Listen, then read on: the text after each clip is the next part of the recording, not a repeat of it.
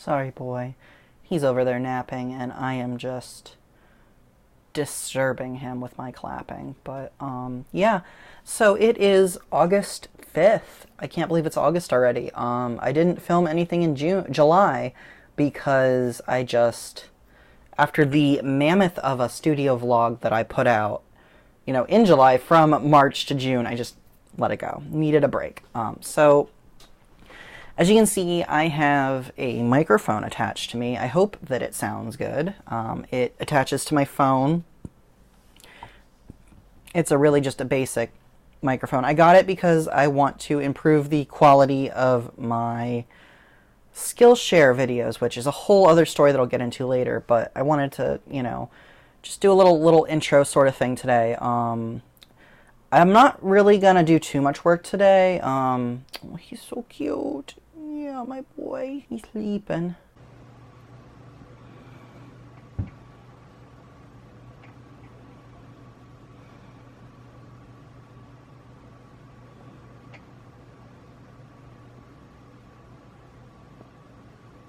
So I'm not going to do too much work today because my girlfriend, Julia, you know, she wants me to dye her hair today. She's been wanting to dye her hair blue, so we're going to do that. We're going to bleach it and then dye it. And I will maybe insert some pictures or some clips or something. We'll figure it out.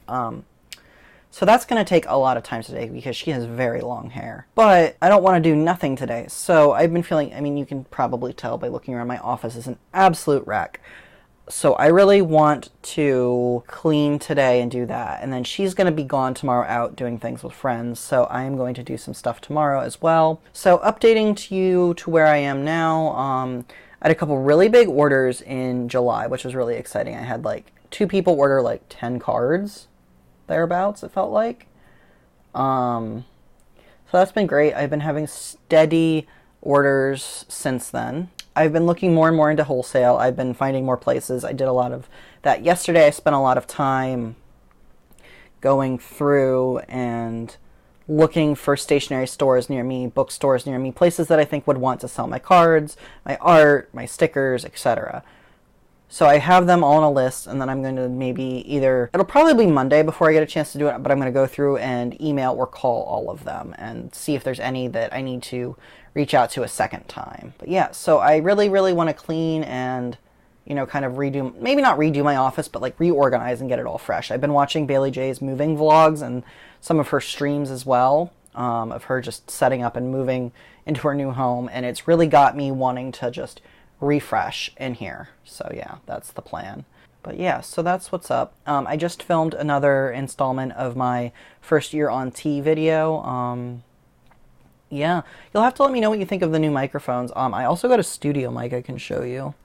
It is very similar to the Blue Yeti microphone. It has an internal pop filter, though. That was why I got this one. It's a Rode microphone, and it actually detaches from the base, and it has a very like strong magnet in it. That's how it attaches to the base without it being too complicated.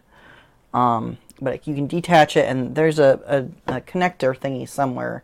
I think it's in my pile of electronic stuff that allows you to attach it to an overhead thingy to have it near your face if you're doing, oh Jesus, sorry, have it near like a boom arm or something. I'm starting to ramble. Oh, I finally got all of the Pride items up on my Etsy shop.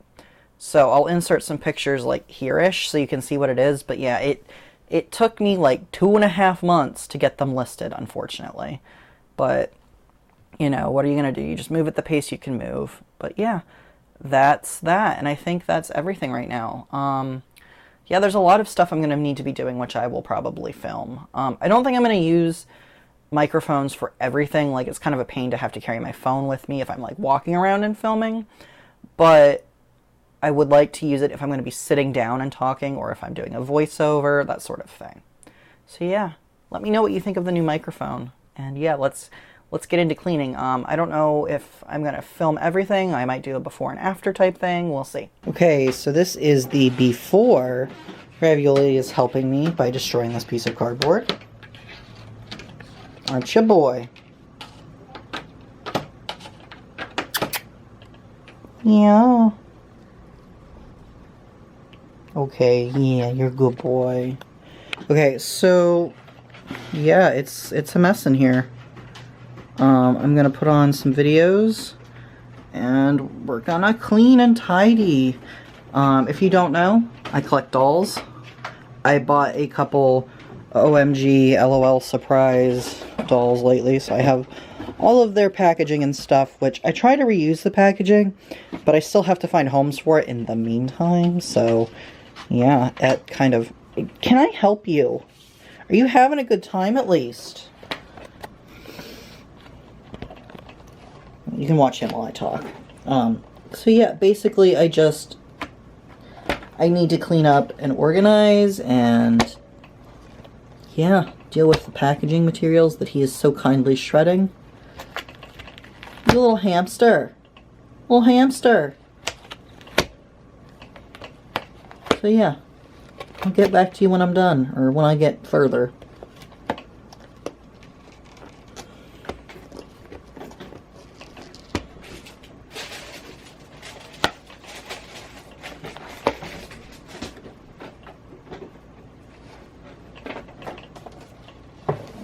Yeah, you're a good boy. Good hamster, Ravioli. Yeah. Good hamster. Goodness. Goodness gracious me, oh my. Alright, it's day 2 of cleaning my office. I've made a lot of progress, I'll show you. I reorganized this whole area. And I reorganized over here as well. I'll give you more close-ups later, but I've got a Mr. Man. Yeah, that's you, Ravioli boy. He's very sleepy. He's sleeping on the fabric I haven't put away yet, but yeah. So that's what I'm working on right now. I'm working on this shelf, organizing it. It's in one of the states of progress where it's gonna get worse before it gets better. But yeah, that's where we're at right now. I'm pretty close, and yeah, I can't wait to be done.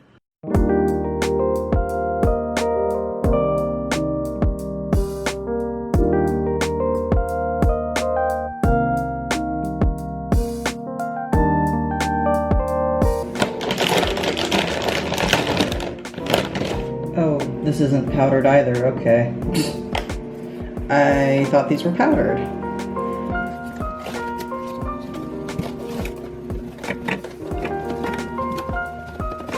Okay, that's definitely half a cup, and I'm getting all over the floor. Yeah, you don't need this, baby boy. You really don't.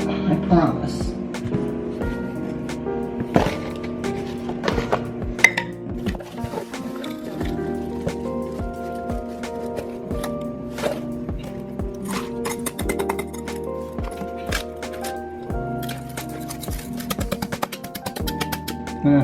Hopefully the water will dissolve them.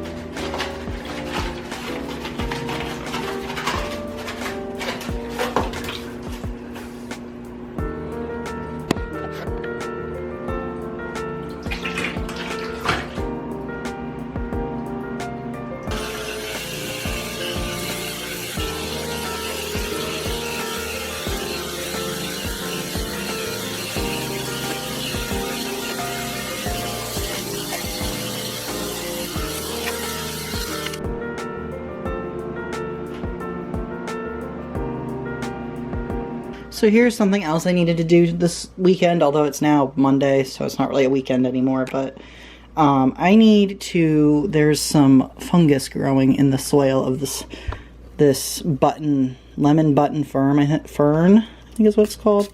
So I was somebody recommended spraying it with hydrogen peroxide and water, 2 parts water to 1 part hydrogen peroxide.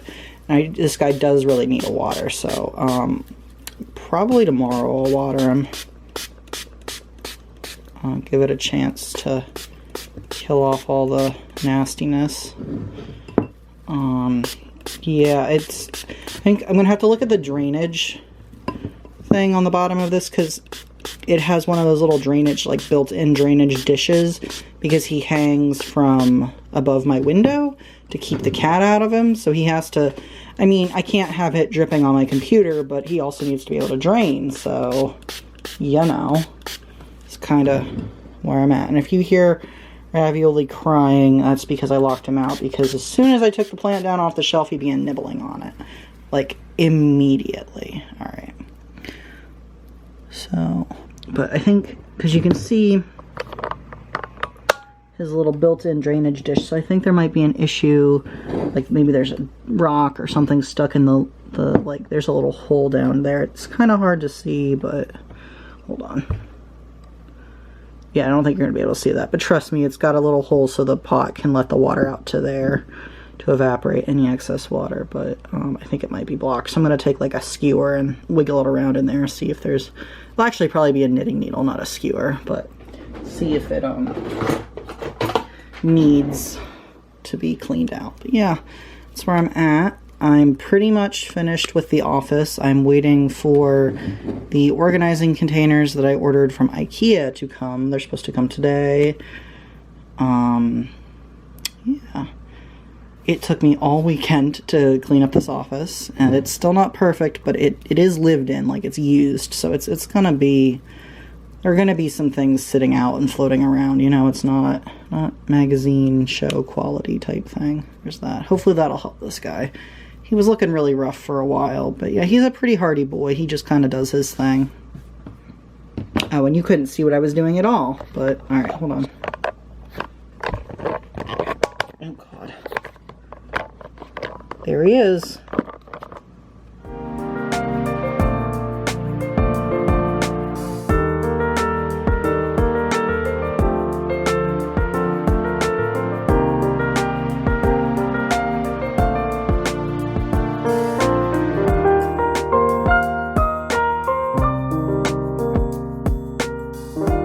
Good afternoon. It is 9 after 12 on the 9th of August, so I guess it is afternoon now. It doesn't feel like it, but I am getting started for the day.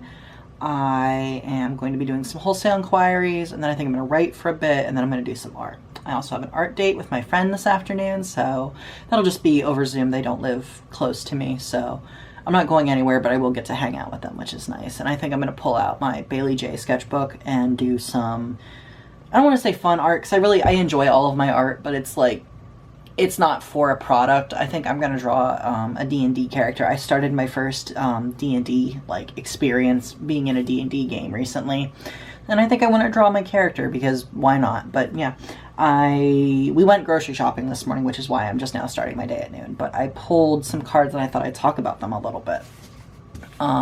Because I do tarot like walkthrough videos, but I don't really talk about like what I do pulling cards and stuff. So this is the Sacred Creators Oracle, which is the first card I pulled, and you can watch my most recent tarot/oracle video of me talking about this deck. So here's the back, and here's the front. It says, I don't know if it's going to focus, but it says Nourish the Sacred Feminine. And if you don't know, I am non-binary, so I'm kind of leery of the sacred masculine and feminine. It just, I don't know, it kind of puts a binary. There's a fly in this room. Or some sort of bug. I think it's a fly, but I can't tell. It just kind of, I don't know, it makes everything feel more binary than it needs to be, but I read the book, because it comes with a little book, and it explains it. And, well, yeah, I don't necessarily think all of the things that they group under Sacred Feminine need to necessarily be labeled as feminine. I don't think it's a bad grouping of items. It's more internal, more resting and building, like, you know, that sort of like, not passive, but passive, you know, an internal state of being. And it has to do obviously with like creative projects and having planted your seeds and all that. So that's kind of what I'm taking to mind today. Basically what I do is, what message do I need to keep in mind today, or what message do I need to hear today? So I'm taking this as, you need to rest. You aren't always going. Remember that resting is part of the cycle. So I pull this card and I read it and I lay it down in the center, and then I will pull a card from the Numinous Tarot by MacLeod, which I also have a video of, which you can check out. And it'll be, I will say, what do I need to keep in mind in order to embody the message of the first card? And I'll pull a card and I'll lay it down face down, and then I'll pull a second card and it'll be, what do I need to avoid in order to embody this message and lay it down face down. The reason I lay down these cards face down is because if I pull the card and look at it, I'm going to spend the rest of the drawing, like the rest of the reading as I'm drawing cards, wondering, did I pull the right card? Sorry, I have a couple packages due today. Nope, that's not a delivery truck. So while I do read the Oracle card, because that really kind of relates, okay, it really relates to the rest of the reading. I need to know what it says. I don't look at these. So for the first one, I pulled the 9 of Vials, which is the 9 of Cups, which is also known often as the Wish card. And then I pulled the 6 of Vials, or the 6 of Cups, for the to avoid card, sort of. I think of it in shorthand as lean towards, or lean into, and to avoid, or lean away from. So basically the way I thought about it is, in order to really embody the sacred feminine and nourish it, based on what it means in the card, is I need to accept that I can wish for things and want things, and, you know, really be honest with myself about that feeling. Because a lot of times I feel like I can't, you know, wish for great big things to happen to me, because they're not going to happen. Like, and it's presumptuous of me to think that that could happen to me, that sort of thing. And the 6 of Vials often has a lot to do with your past, with family members, like in your past type thing. So I took that to mean, since it's usually a rather positive card, any card can be positive or negative, but typically I interpret the 6 of Cups, or Vials in this case, as a positive card. But I took it to mean to not let the unhealthy mindsets around doing and creating and, you know, being a creative from my past let me get in my way of taking these breaks to nourish the sacred feminine, because of, you know, a lot of the mindsets that I have, and I know a lot of other people do, are really unhealthy and they don't allow for rest. So yeah, that was what I did for my tarot this morning. I don't write it down anywhere. I just pull them and then set them to the side by my computer so I can look at them during the day. And yeah, I don't always remember to do this every day, but I try and do it pretty frequently just because I really enjoy it. Alright, so my stuff from IKEA came today. So you'll see there's some containers that I got the other day. I think it was actually yesterday.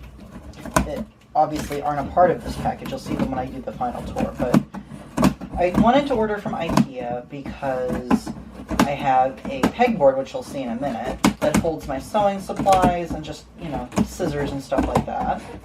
So I needed some more pegs because the ones I have are not the right shape for some of my supplies. So I needed ones that would stick out more, like this, rather than being a very short loop. So I needed these, so that was why I wanted to order from IKEA. And I was like, I'm going to order everything I can from IKEA so that everything is, you know, from one place. And I'm not spending, you know, $9 shipping on 2-3 sets of these. I'm not sure how many I ordered. I think I ordered 3 sets. We'll see.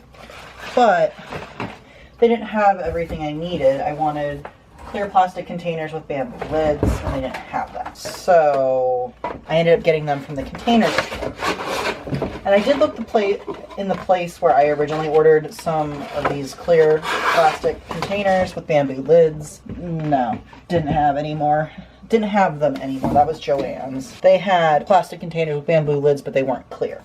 So I got this, which is for my camera supplies and stuff like that. You know, just basic like electric like cords for my camera and my microphones and whatnot. Then I also got this big boy, which is a crate that I'm going to have to put together to hold things like my light box, my drawing pad, and portfolios of artwork. Just larger things that don't really fit anywhere else. So I needed the biggest sort of container that I could get. I'm not a huge fan of this crate because obviously it's a crate. It has sides or like openings on the... No!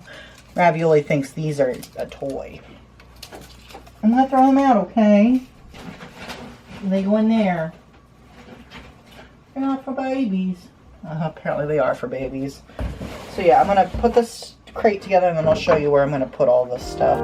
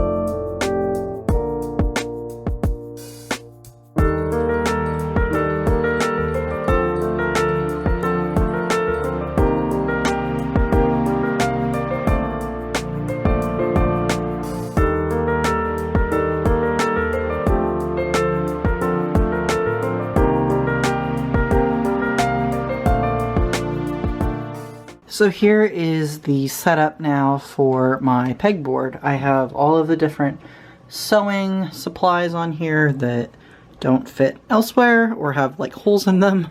So I've got all of my little square rulers here. It's kind of hard to focus on because they're clear. There we go. And they would not fit on something like this. It was too steep of a curve, which is why I got this. And now they can all hang together. And we have the triangle one and some scissors, my rotary cutters. I don't actually ever use this one. I should probably donate it. A seam pusher thingy. I don't know what the technical term is, but it flattens seams out for you. And my big ruler. So yeah, I can't wait to keep adding things to it as I acquire tools. But yeah, that's what it looks like. I'm really happy. And the door will shut, or I mean open, I guess. It doesn't open quite all of the way anymore because of these longer ones, but I don't really mind. This is the best spot for it, so this is where it is. Okay, so here we are in the fully cleaned up room. It's not perfect, but this is what it's gonna be. We have this crate up here that you saw me assemble and put up. This box has my electronics in it. Things like cords, microphones, stuff like that. Cameras next to it. Electronic boxes and my old phone just because I don't have anywhere else to put them. I got my bookshelf. It's not the most organized thing in the world, but I did go through and get rid of books that I'm not interested in anymore. I have my step stool to reach those top shelves to see what I need, if I need to see anything. This guy's just kind of living here right now. I'll probably eventually put him somewhere else, but this loom doesn't really fit anywhere. So for now, here's as good a spot as any. Like I said, it's not perfect, but... So, computer area. Hold on. Get rid of... I keep my bills up there, but they have like my name and address on them, so we're going to move those. Move on. I went through all of everything and kind of organized all this stuff. Doll collection. The box of doom is now organized. It was pretty bad. It was just full of stuff that didn't really have a home otherwise. We have the box of boxes and like mailing supplies, like bubble wrap. Well, no, actually the bubble wrap's somewhere else. But like bags, mailers, stuff like that. And then we have actual stamps and envelopes in there. So yeah, that's what that looks like. We've got this table here that my mother refinished for me when I moved in here. I mostly use it for sewing. I cleaned underneath it. There was a bunch of stuff under there. I have my market stuff back there and just other stuff that I don't really need. My recycling is still incredibly full, but we'll deal with that the next time we go to the recycling. We have this shelf over here. I didn't do too much with this shelf, and I probably will later, but I kind of ran out of energy. So this is where I keep my printing, my packaging stuff for my business, my photo props, my paper, all that jazz. Come over here. This was the area that took the longest. So underneath, I reorganized the bubble wrap right there, and all the other stuff, photo backdrops and whatnot. And then we have my fabric area. So I don't think I had a picture of this from before, but basically I folded all my fabric back up. These are wrapped onto pieces of cardboard or foam board, and only like maybe this many out of them originally were done. I did them all up. Different scraps, thread. These are leader and ender pieces, so that's why I keep them back there. I use them when I'm sewing. Reorganized this whole area. Found myself a jar to use to collect scrap thread. This is just sitting here because I think it's cute. It's still got a sticker on it I gotta remove, but I'll do that eventually. Alright, so there's that. We pull back. Here's scraps that are too big to like be considered scraps, but also too small to go into this type of storage. They're just kind of folded together. Both sections are color-coded, like rainbow order, and they both kind of come to white in the middle and go out. Using a random candle in my iron as bookends, kind of, for them. So it's nice because I didn't always have a spot to put this. So let me move up to the second shelf. We have clothing fabrics that I've been using in projects and upcycling, plus these two big clumps of pieces of fabric. We've got some fleece and some terry cloth that I use occasionally. Often enough that I don't want to get rid of them, but they don't really fit anywhere else because they're so big. So then we have a couple shirts that I want to upcycle and stuff like that. We move over. I got these at the Container Store the other day, which was why I was putting off filming. It was getting these and the ones from IKEA. So we have knit fabric scraps here, cotton scraps here, like woven cotton scraps. And we have woven not cotton scraps, so like flannels, stuff like that. And I do a lot of scrap usage, so that's why I keep it. Then we have stretchy fabric here, or rather not cottony fabric. This is actually silk, but everything else is a knit or a stretchy fabric of some kind, and I just have them folded up because they don't really fit down here. They wouldn't stay standing up because they're not as stiff as cotton fabric, so they're just there. They go on top of the scraps of the same type. Then we have pre-cuts here, which are flat quarters. I think these are each a yard or maybe 2 yards, and then these are something called jelly rolls. And believe it or not, these 2 rolls here will make a full quilt, like a lap-size quilt that I would like to eventually make for my girlfriend. But it's kind of a baby fabric though, so I don't know if she'd want it, but I think she might, because it has like foxes and stuff on it, and she loves foxes. And we have, this is kind of all the pre-cut, pre-planned stuff. This is some fabric pieces I bought secondhand that are supposed to be for applique, but I want to try and turn them into a crazy quilt. We have, I think this is English paper piecing here in this bag, which is a type of hand sewing for quilting. Just some squares that are started that I haven't done anything with yet. And then we have all this fabric here for a Christmas quilt, which will be my next quilt that I want to make. And the patterns on top there. And then we have a pattern here. It's a robe, and that's what this fabric here is for, this plaid stuff. I got it at a local fabric store. It was on sale because it was dead stock, otherwise I would have never been able to afford it. You go to the top shelf, we have this box that I got when my father passed away. It has, I don't know how well you can see in there because I'm short, but it has all my notions like extra pins, zippers, stuff like that. And we have all of my interfacing and fusible webbing and stuff all stored here, separated by type. We have my ironing pad, which I don't really use anymore because I have an actual ironing board, but this is nice to keep. We have the other 2 patterns that not the only patterns I own, but the only other 2 paper patterns I own at this point. All my scrap batting and stuffing, they kind of go together because they're kind of used for some real things at this point. A crochet kit my girlfriend's mother bought me that I want to make again for my girlfriend because she likes foxes, but just haven't got there yet. A bag of felt that a friend gave me. So yeah, and then we have my box of mending. You can see there's a lot of shawls in there that there are holes in them I need to darn, stuff like that, pants I need to fix. And then the very top, there's a bolt of kind of that fabric that you use for reusable bags that I was using when I was sewing masks. It makes a good liner because it's hard for particles to pass through. Well, I didn't use it all up. So you can see here is a quilt top. I'll insert a picture if I have some taken. I just finished this. And then up there is a quilt top, plus 2 other big pieces of fabric that didn't really fit anywhere. And then some elastic type scraps not elastic, knit type scraps that I actually made a pair of pants out of. There's enough there for me to like make maybe some shorts out of or something, but they don't really fit anywhere else, so they're just up there for now. So yeah, I am very happy with how this turned out. Please ignore the pile of trash to go downstairs along with donations. I keep this hat here just because there's nowhere else to keep it. This is my bag of bags. I fill it up with plastic, like soft plastic that needs to be recycled separately, so there's always a bag hanging on my door. Shut the door. Here's my iron. It folds down. It has this really ugly Cecil back thingy on the door, which is actually kind of covered in thread because it sticks, but that's okay. And I've left this on here, A, because if I peel it off, the glue will be there on the wooden door, which is kind of annoying, and B, my cats like to scratch it, and it's nice for them to have something to scratch in here. And then we have my IKEA pegboard with all of my sewing supplies on it. It's pretty self-explanatory. I think I showed this off earlier. So yeah, that's my office. I think it looks really nice.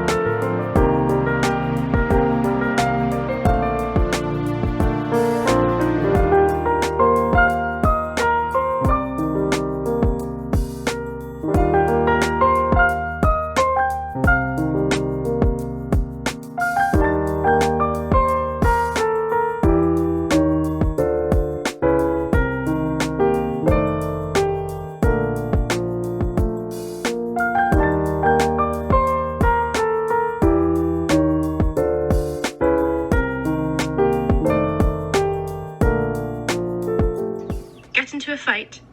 You should see the other guy. Hasn't even got any eyes, I reply. If Jomo's dropping quips like that, then I'm certain the Yang Yang's fully out of his system. So he made an arse of himself. Who hasn't? He gets off his skateboard to walk, 'cause it's a hard slope up Ardmillan Terrace. River walks between us. There's B&Bs to our left and the old Springwell House medical place on our right. It's boarded up now, but it had been converted into a block of flats. Although the whole place burned down years ago in a gas explosion round about the time I was born. Only charred stone and empty hallways remain.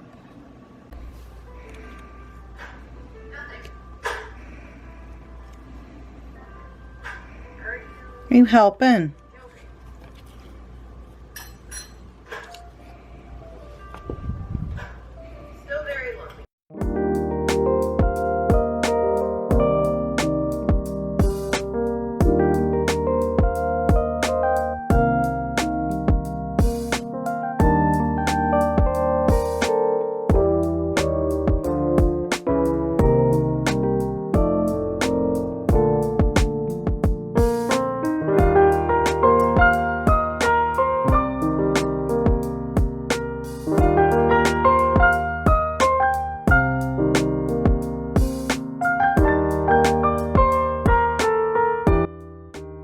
So this is my attempt at going in and fixing a sketch that I don't actually like, or rather, I do like most of it, but there are a few things I want to change. So I scanned it in on the computer, and the very first thing I did was I moved my second attempt at a face, which is the face I actually liked more, into the spot where it should be. And then I went through and I kind of erased all of the overlap that I didn't need. And of course, since they are on different layers, it made it possible just to go in and do that. I also erased all the excess smudges that came from erasing and just, you know, the general muss of drawing. So yeah, I hadn't really been sure what kind of face to give this subject of my Witchcraft number 3 Right to Repair piece, but I wasn't happy with the face I had. I felt like the pigtails were maybe a little too juvenile. They felt really anime to me just because they were so fluffy. But in the end, I just went with a person with really short curly hair, and I felt like that was good because if the person had long hair in this situation, it would just need to be pulled back. So I figured it would just make more sense to draw a person with short hair. So yeah, I went in and did that, and you can see that I am erasing, like I said, all the smudges and smears and all that extra stuff.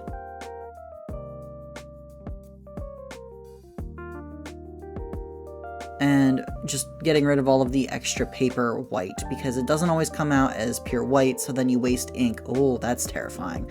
You waste ink with the little extra dots to make it the very light shade of gray that it is. So I erase the first face, and then I go in and erase all the extra scribbles and whatnot. And we have ourselves a sketch that I'm satisfied with. And then I move on to inking it. I print out the sketch and I start tracing it onto watercolor paper with my Otographic liners, which are what I always use. They are waterproof and they are ballpoint, which means I don't have to worry about shoving the nib up in the pen itself, like with Sakura Pigma Micron pens or Copic liners. Those are the other ones that I've tried mostly. That, and then there, of course, are the other ones that I've tried that haven't been waterproof, and that's just a pain in the butt to begin with. So the idea for this piece is that this person, this woman, this witch, she is repairing or restoring a cast iron cauldron. I got the idea from when people restore cast iron skillets. I thought, well, cauldrons can be made out of cast iron, I assume, as far as I know from what I've seen. So I'm going to look into the process of restoring a cast iron pan, and I'm going to draw it as she's doing the cauldron. It really fits in with the other additions to this series that I have drawn.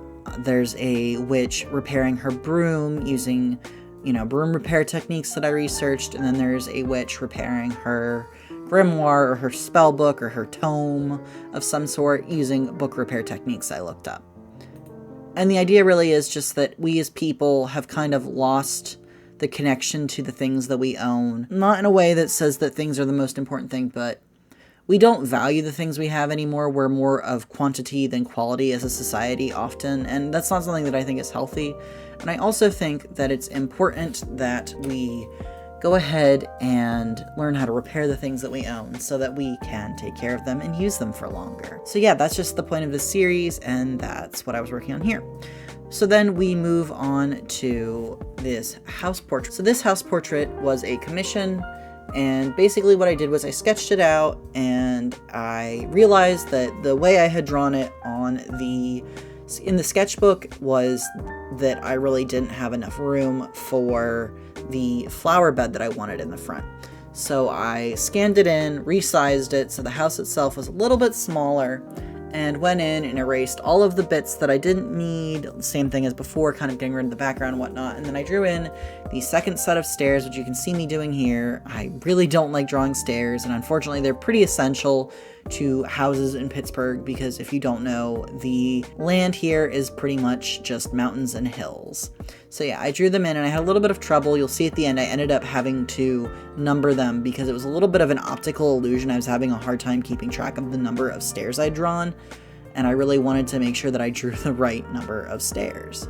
Not that it would have been the end of the world because I couldn't see. There may have been more stairs down below the edges of the drawings, but I really wanted to just stick with 6.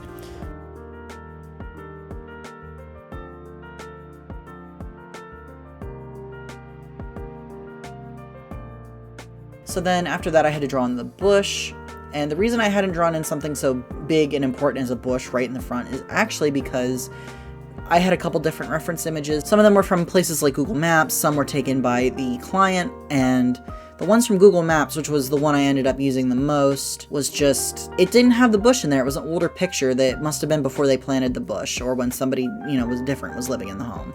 So I didn't include that in the initial drawing, but obviously it needed to be in there, especially since when this bush is in bloom, it's bright pink. It's pretty hard to miss. So then I drew in the little pride flag that they have hanging up now currently, and that really was just a lot of fun because I love drawing houses with pride flags, and it just makes me happy and excited to draw them in.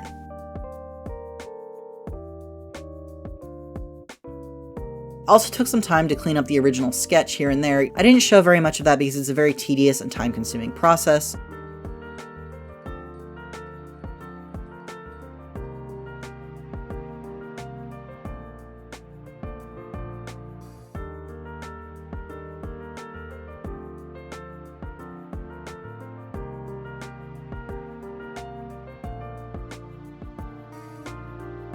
So here are the 2 sketches. We have on this side the original sketch that I did in my sketchbook, and then over here we have the sketch after I did some stuff on the computer with it. I also added, okay, focus. I added a few things to it after I printed it out with a pen, but yeah, that's what we've got, and I am going to start tracing it onto the, well, yeah, I guess it's tracing. I'll put this on with the light box and go from there. So yeah, that's the next step. So if you remember earlier in the vlog, I mentioned there being a fungus issue in my lemon button fern, and the hydrogen peroxide and water sadly did not kill it all off. It did die back, but then it came back, it grew right back. So I removed the dirt and cleaned the pot and put some new dirt in.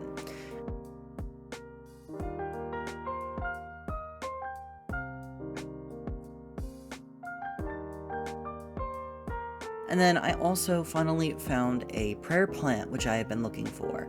And I got it at the local co-op, and I'm really excited, and I planted it in a little pot, and it's down in the kitchen right now, and I can't wait to give you guys an update next month.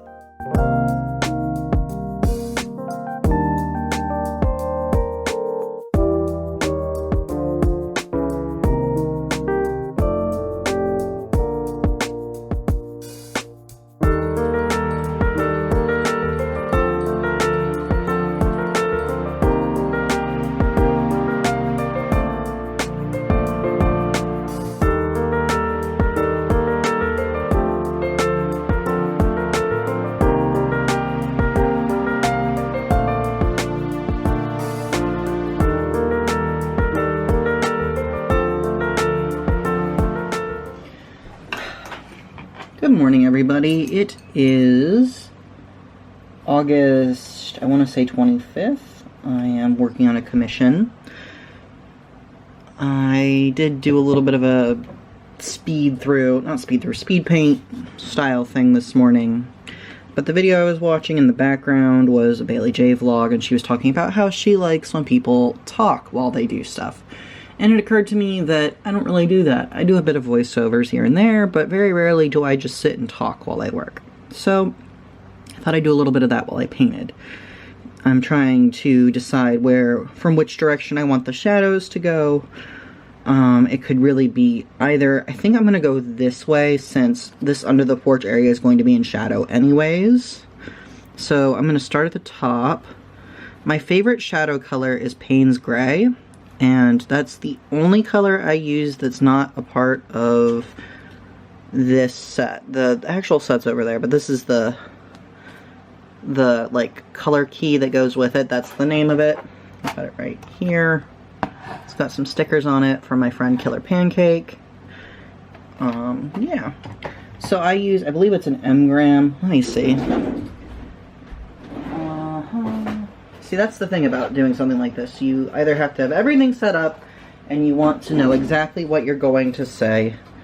I think it's M-gram. Yeah, it's M-gram. This is the Payne's Gray that I use. I have some other Payne's Gray in palettes that a friend Taylor gave me, but I use them when I'm using the palettes. I don't use them just for the Payne's Gray. And I think actually some of the Payne's Gray they gave me was this Payne's Gray.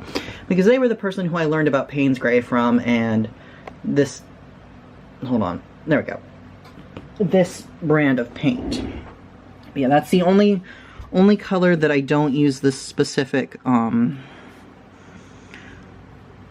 palette for when I'm doing this. And that's part of me trying to keep I'm actually going to get a piece of paper. Hold on one second. It's just a scrap piece of paper that I'm going to lay my hand on so I don't end up smudging. Because it's a little bit warm today, and I can just see myself, like, getting sweaty and smudging it. So I'm going to use this piece of paper as, like, a guard against that.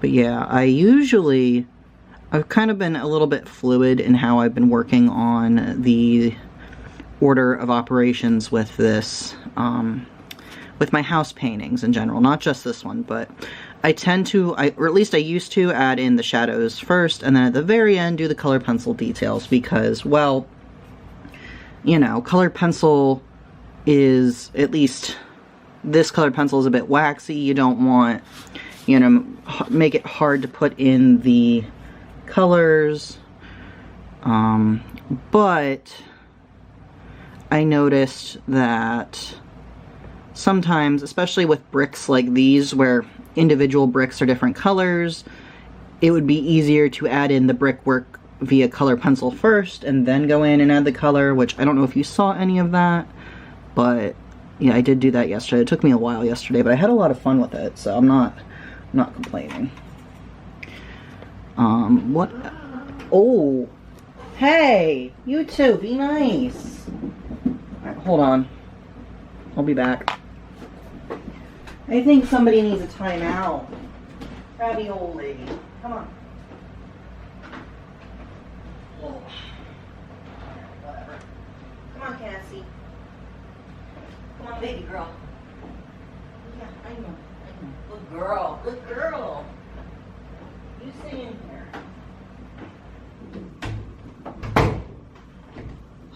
Okay, real life, unfiltered.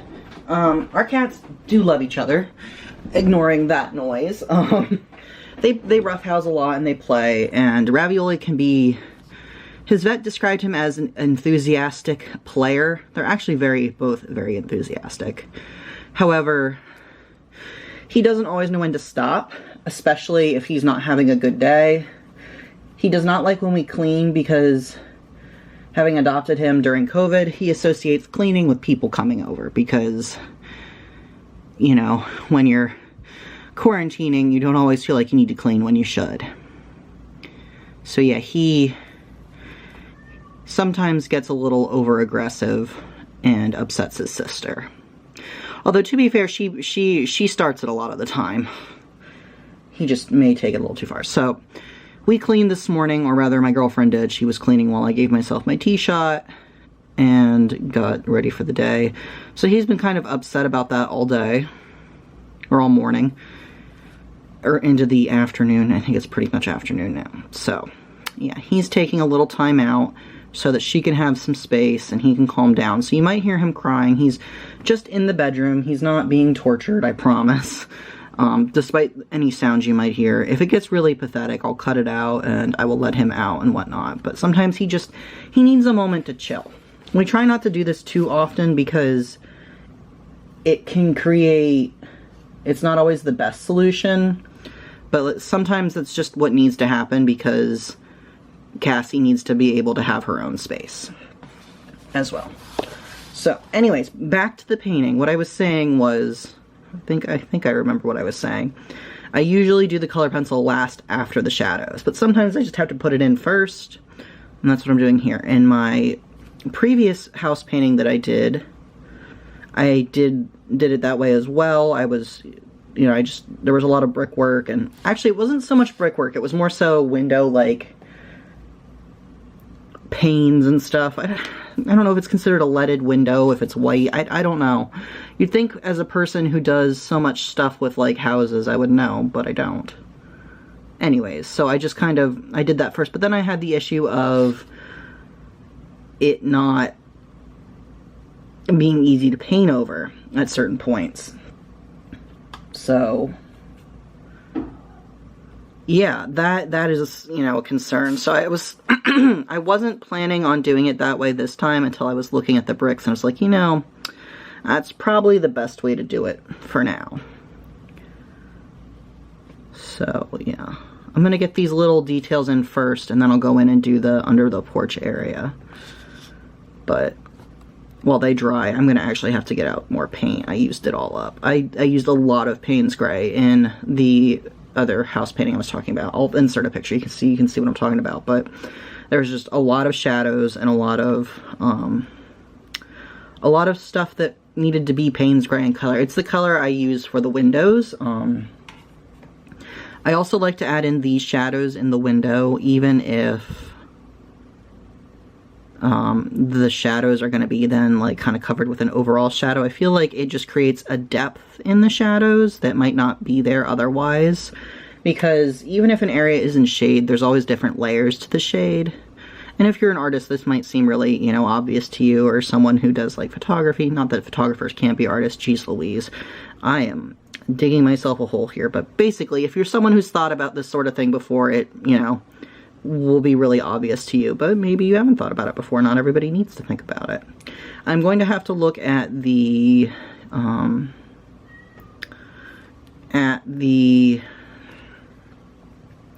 reference photo to see if the window frames stick out at all, because I might need to put shadows along there. But as far as I remember, they were flush with the building itself. So there probably isn't a need for that.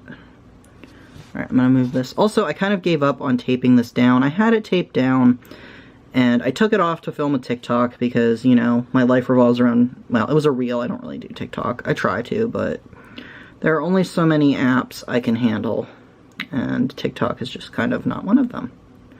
But anyways, took it off to film a reel, and that was fine. I tried to tape it down again, but since it had been, you know, kind of buckled, it doesn't want to stay anymore. And since I'm pretty much done putting down a lot of color and water, I'm not worried about it. I'm not going to make these shadows too severe because I want everything to kind of not stand out, but I want it to be a lighter colored painting, because there's already a lot of dark going on in the trim, and the bricks are darker colors too. So yeah. Sometimes I make the shadows really, really stark. Again, like the last painting I did, it just felt appropriate since it was such a dramatic house, and it's, it was, you know, very intentionally built, like, as an art piece rather than, you know, just a place for people to live in. So it felt appropriate, but it doesn't always feel appropriate, and it's definitely something that if the client wants starker shadows, they can always ask for them during our revision phases. But, you know, I find that a lot of them, they don't really want super stark shadows, they just want their house, which, I mean, valid. That's the whole reason that they're asking me to paint.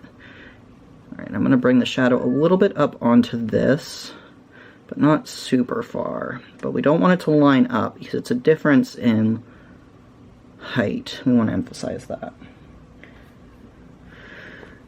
So let's see here. I want to put a little bit of a shadow there since that comes up, that goes there. This whole area could probably be in shadow, but we're just going to do like this.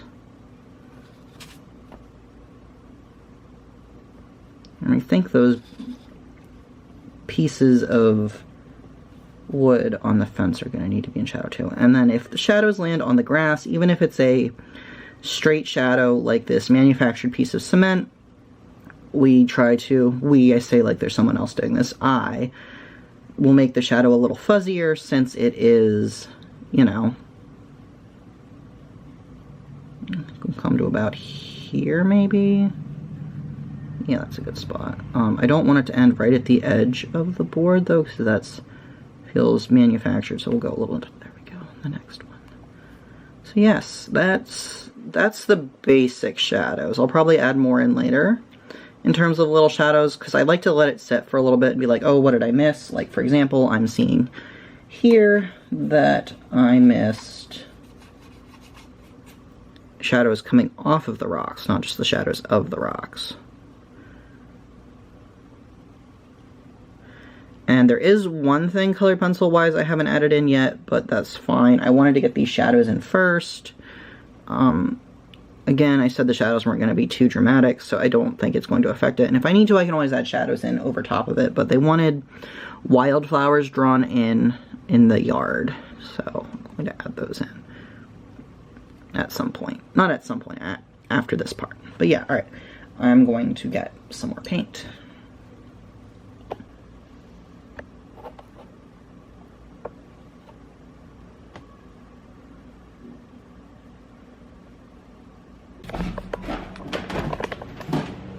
Are you ready to come out? You ready to come out? Yeah, are you gonna be nice now? Yeah, I love you. Yeah, you need to chill though. Chill just a little bit. Alright, so now that I've let baby boy back out, I'm going to take some of this fresh Payne's Gray, mix it with a lot of water so it's not overly strong, because yes, we do want the shadows to be at their darkest under the porch, but we also want to be able to see the details that I spent so long putting in. That, and it's, you know, it's part of the house. Be under the porch area. Move that. Alright, fingers crossed. I should probably test it first, shouldn't I? Yeah, that's not too strong. Alright. Sometimes I act like I know what I'm doing. And of course, since this is watercolor, you have to kind of be gentle and not scrub too much, or you'll reactivate the colors that I put down underneath. Like all these bricks are particularly dense pieces of color, dense spots of color. Whereas maybe the color underneath that, the base color of the bricks, the color of the windows, the color of the porch swing, which I actually don't know how I'm going to shade, I'm going to have to think about that, are more spread out, less dense, less concentrated pieces of color. So they're less likely to bleed. Yeah, Ravioli. He's upset. I know, but I gotta do this. Give me a minute. Let me finish this up and then I can play with you. Can't stop here, or I'm going to end up with lines, and we really, really don't want lines. He's upset because I threw his toy earlier, and I swore he saw where I threw it. But I guess not. He doesn't know where it went, and he's upset. He still wants me to throw it. But it's downstairs. I threw it down the steps. I'm going to take a break to play with him, and I'll come back and finish this. Okay, I'm back. I also got myself a cup of water while I was downstairs. All he wanted to do, well, I showed him where the toy was, and then he gave it a good pounce and a death shake, you know, where they kind of... And then he was satisfied, and I gave him some treats. Cassie, too, got some. She's like, is that all you wanted? I thought there was going to be, not that I'm complaining, it means I can come back to work sooner, but I thought there was going to be, like, a good 10 minutes of play involved. I also used Payne's Gray for the wrought iron fence here. It could probably be a little darker. I may go over it with a second layer. We'll see. Because I don't want the shadows to be dark. Well, do I want to? I guess I do. The sun shining on them, it's a give and take. This is my thought process. It's just usually inside my head.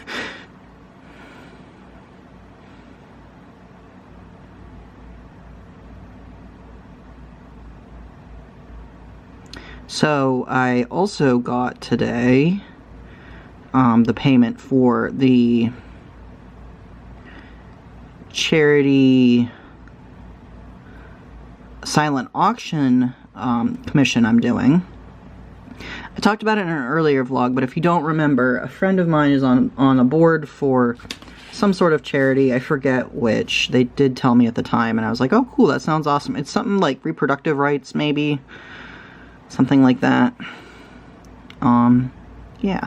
I need to stop saying But anyways, they're doing a fundraiser, and they wanted... I think I'm gonna have to switch to a thinner brush. They wanted to, for a silent auction, let's not put my brush in the drinkable water. They wanted to...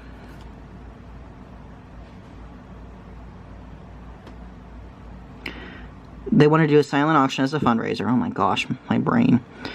And they're like, hey, we want to auction off one of your paintings. And I was like, okay, cool. What's the thought? They wanted to auction off a commissioned house painting. And the idea is that they would pay the basic price for, a basic painting. It would be like this. I believe no background, plain, not plain, but like forward facing, rather than three-quarters view type painting on a 7x10 piece of paper, which is what this is. And then whatever extra they raised over the price of the painting would go towards the fundraiser, towards the cause. So it would be a way of, still fundraising, but also, not asking me to give away a painting for free, which I thought was a pretty cool way to do that. So I guess that they have money for that sort of thing, like an account set aside, which is smart. But yeah, I received the payment for that today, which I knew I was going to get it at some point, but I was expecting it later in the year. So that was kind of a surprise. I saw my email from Wix. You've just been paid, $200 some. I'm like, what? Okay. Like, I guess someone wants a painting. I wasn't thinking of the fundraiser in the moment. I wasn't fully awake yet. I was like, you could send me money before you've signed the paperwork, but you should really sign the paperwork first. Alright, there's that. Let's see here. I think I'm going to, leave the porch swing completely out of the shadow. That might not be entirely accurate, but it feels appropriate. Trying to think.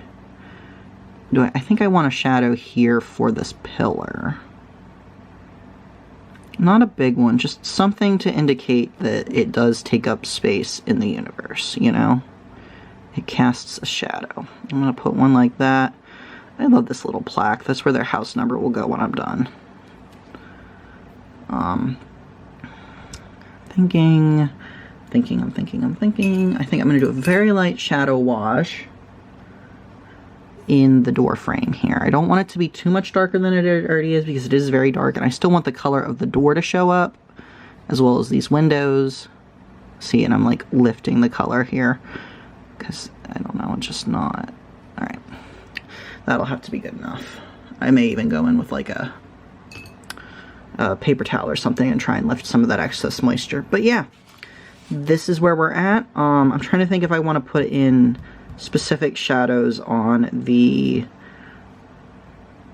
bush and the pride flag. Take this. I think I am going to add, at the very least, that's too much paint. I'm going to do it like this.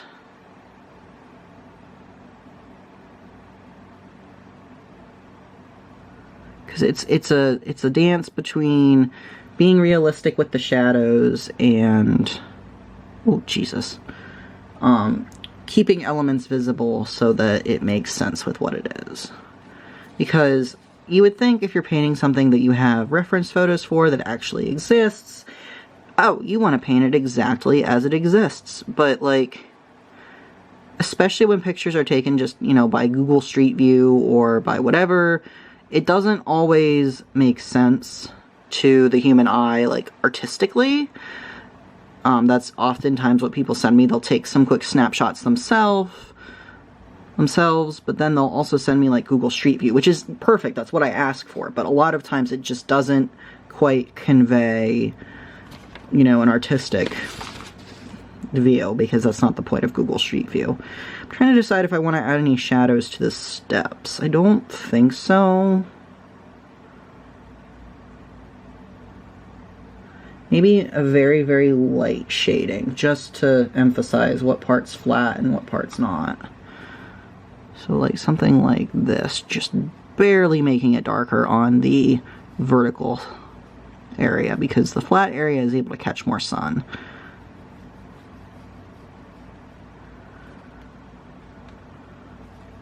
Just to distinguish it, because stairs are really hard to draw. And I think these turned out really good. They took a while, but I feel like they turned out really nice. But I'm going to take all the help I can get in differentiating what's solid, like, straight up, vertical, and what's horizontal. I could probably be using my bigger brush for this, but that's okay. I don't mind using this little one. It gives me a little more control over what I'm doing. And I find that I can make straighter lines on the edges with it.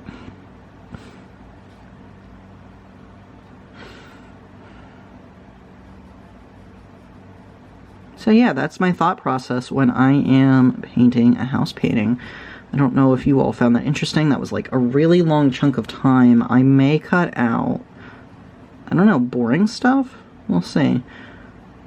I don't want this vlog to be like an hour and a half, because there's a 30-minute, I doubt I have an hour's worth of footage other than this, but I don't want this vlog to be super long because I'm including this section. Y'all will have to tell me what you think. I suppose I could do real-time talking and just go through a whole painting like that at some point, but that's not what this is. The only downside to using, well, maybe not the only downside, but one of the downsides to using a smaller brush like this is that it holds less paint. I don't know what's going on outside, but yeah.